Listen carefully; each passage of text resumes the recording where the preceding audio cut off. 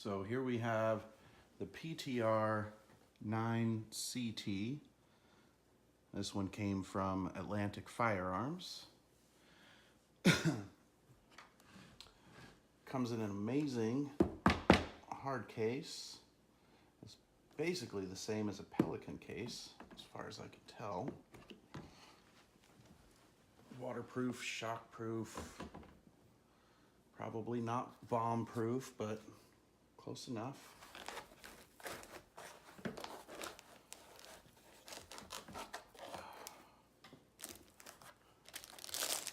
Inside of the packaging is your standard lock. Nobody really uses those. That's what gun safes are for.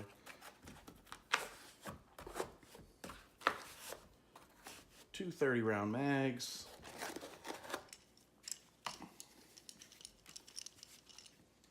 Bungee sling. Owner's manual. Sight adjustment tool. So far as finish goes, it looks pretty good. The finish is pretty high quality. Those welds that PTR did are pretty amazing. Basically everything on this gun is made in the United States. PTR takes solid bar stock and mills it down into the barrel. They basically build everything. There's very few parts that they don't build, and I haven't been able to get a confirmation on which ones they don't do in-house, but I do know that the receiver, the tube, the barrel, all of the inner components are all made by PTR. Rumor is that the mags are not, but I've yet to confirm that. What's nice about this package is that you are getting this amazing hard case, 2 magazines, bungee sling, all at once. A lot of the other manufacturers send you just the weapon with 1 mag, a lot of them in just a standard soft case, which, I mean, who really wants one of those? But next weekend, it's going to the range, and I'm going to put a few upgrades on it before we take it out. So it won't look like this for that portion of the video, but PTR makes 2 of these 9mm MP5 clones, the 9C and the 9CT. The only difference between the two is that the C only has the tri-lug. It has no threads, which I'm guessing CT, the T stands for threads. It wasn't very creative, but whatever. I don't know why they would make one that's not threaded, but they have. Honestly, price point is pretty good. It's about $500 under what a Zenith will cost you, and it comes with all the same stuff, except it's made in America. I don't know why we aren't more proud of things being manufactured in the United States these days. Everybody's so hopped up on things being made with original quote-unquote HK tooling and, you know, licensing and this and that, but this is America. We make great things, and everybody that has one of these that I've spoken with absolutely loves it. So we'll take this to the range next weekend, and we'll see how it runs.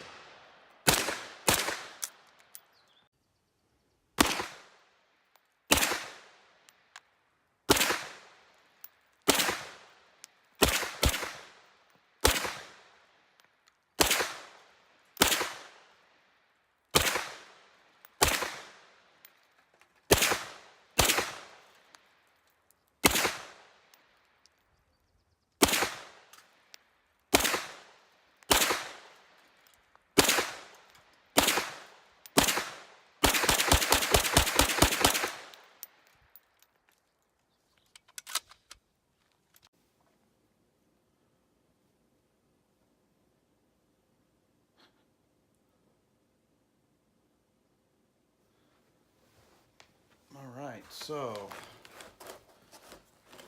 as you can tell, change this around a little bit. I'll put a different front end on there. This one's by Dakota Tactical. Put the AFG on there. Mounted up the pistol stabilizing brace, not a stock. Just got back from the gravel pit. I couldn't seem to find anything more high-powered than the 115 grain rounds that I had at home. Unfortunately, it's getting harder and harder to find ammo locally. Most of the places are no longer selling ammo, so I've got to order online. But all in all, the 115 fired pretty well. There were several ejection issues that I'm absolutely positive are from the weaker rounds. I did take some of my more high-powered critical defense ammo with me, and that cycled perfect. I didn't have any issues with ejection or anything, so it leads me to believe that it was definitely the cheaper, lower-powered ammo. I did put 400 rounds through it today, and probably maybe once per mag, those 115 grain bullets just didn't seem to want to kick out. Now, these are the mags that came with the PTR. These are the cheaper POF mags. They don't seem to seat real well in there. Actually, they feel like they're in. It actually went in that time. Yeah. They don't secure very well. But what do you expect for cheap mags, I guess? After shooting it, my opinion is still really high of the pistol. It feels really good. Fires nice and smooth, incredibly accurate. Let's see, I did wear the sling for a bit. A little uncomfortable for me personally. I probably won't use that again, but it is a nice option to have. These stabilizing braces are actually pretty awesome. The ATF has said that as long as you're not trying to get around the NFA rules by using one, it is okay to occasionally fire from the shoulder with the stabilizing brace, but of course do so at your own risk. They've also said that as far as the rules and regulations go, a pistol can have an angled forward grip. You just can't have a vertical grip. So I do have the AFG on there, which is, again, perfectly legal as far as what the ATF says for now. Honestly, for the price and the quality of the gun, I'm glad that I got this and not a more expensive version that would have essentially been the same thing for more money. For what I saved buying the PTR, I could easily go and order, 2 cases of ammo online that are, strong enough to cycle a little better than those 115 grains. But yeah, all in all, worked flawlessly. I do wish, though, that on PTR site you could order more mags so that I could have some directly from PTR instead of these knockoff POF mags. But it is what it is. I'll probably get some more later on. I did send PTR an email, so hopefully they email me back and give me a little more information on where I can get a handful more of the mags that they manufacture.